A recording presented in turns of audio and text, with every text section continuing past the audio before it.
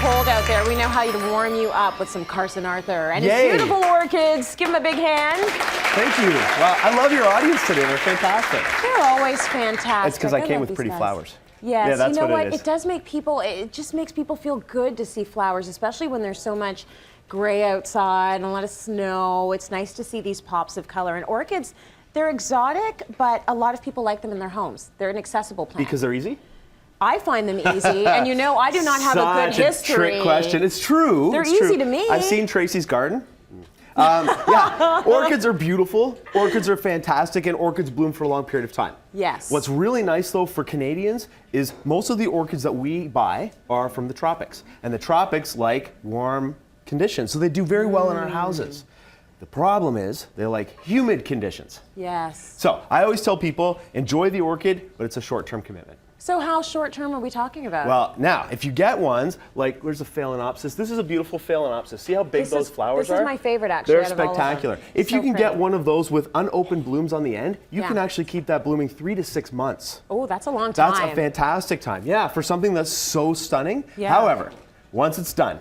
It's done. It's done, right? And most orchids kind of look like this when they're done blooming. I now, know. who wants that sitting on their dining room table? That's ugly. It's sad. The trick is, though, orchids need a ton of sunlight to rebloom.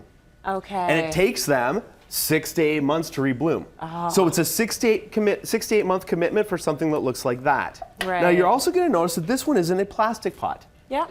Most Canadian houses are too dry for orchids, like I said before. When you put them in the orchid pots that everybody thinks they should be in, like this, that have holes, Yes. it actually dries the roots out. Oh, so you don't want that. So you want to put it in a plastic pot if you know your house is a dry space. Okay? Now these are the roots.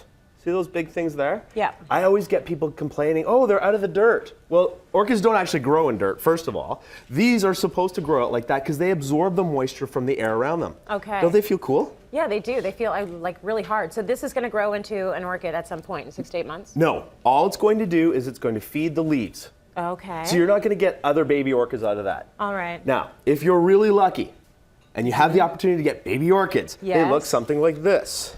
Show me See, the baby see those little orchid. pods coming out? They're still not very pretty, are they? This one right here, that guy is about This to one. turn into a new bloom.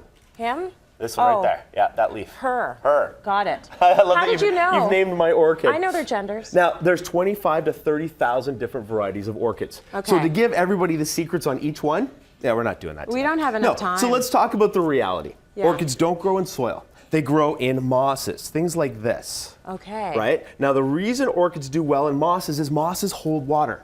So if you get that wet, it's sort of like a sponge. And all of these little roots that we were talking about before touch the moss and they soak the water out of the sponge. So should we have shouldn't these all be in moss then if we want them to have longevity? But because there's so many different varieties, different orchids grow in different situations, right? Okay. Other ones actually grow in charcoal that look like that. Really? Yeah. Yeah, the lady slipper varieties like these guys, They're called lady slippers? well, they're perfect. Yeah, they're fantastic. Yeah, they actually like the grow in the name. forest floor. So they like Okay. more of a bark situation, and that's what they do best in. Right. Right? So they actually absorb all of the water from the bark of the trees around them, and they're used to getting the dew in the morning, and that's how they survive. So you need to know your variety to know what their best living situation is. It's a bit crazy, right? yeah, absolutely. Like orchids are a hardcore kind of plant because Yeah. there's so much information involved. So if you want simple success, Yes. what I tell people is go with a plastic pot. Yeah. Inside of a pretty pot like that one, like that looks good. Yeah, hide the plastic. You're gonna water it once a week, and you're gonna water it by putting 2 ice cubes on it. That's it. Oh, really? Yeah. I've been doing that wrong. Yeah, so How the have ice mine been cubes- surviving?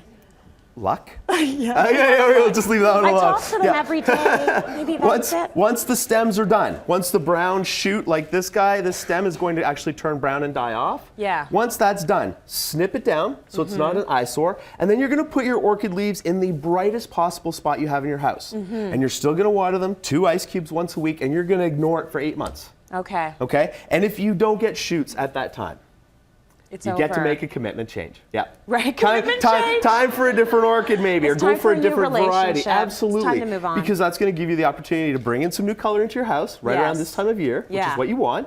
And again, you know, you've given it your best shot. Okay, well, I like the fact that you say that we should actually try to rebloom them. You should usually try, I yeah. just go to Loblaws and I get another one. I didn't hear that. No, you didn't. No, I did not hear that. No, I also want people to make some other different choices. Try Yeah. some of the minis. Look at those little guys. Aren't they fantastic? so cute. Now, if you have an office at work and you've got a lot of fluorescent lighting, Yeah. these do fantastic with the fluorescent lighting. Oh, well, that's Yeah, good to know. absolutely. So you can have that on your desk and have blooms for, 4 to 6 months, Right. looking like that, and it's not fake. Everybody's going to think it is. I think that what's nice about those little mini ones is you can line up multiples and make like nice little, down your table. An arrangement, yeah. A little arrangement, Always or a in little threes. centerpiece, little Fantastic, threes or fantastic, fives. That yeah. would be absolutely gorgeous. Now, most people, if you're an allergy sufferer, Yeah. orchids are a great option because they're not really scented. Okay. Not a lot of smell in Yeah, orchids. they're just pretty. Well, they're pretty, and that's what they use to attract the pollinators. Okay, what's really cool about this variety is they only have one entrance. So bees will climb inside of them and get trapped. And then they only have one exit. So as they climb out the exit, they pollinate the plant, and that's how it goes for the next one. Very cool. Okay, this was a good little orchid lesson, my friend. Absolutely. And they're gorgeous. Let's go to break. More coming up. Stay with us.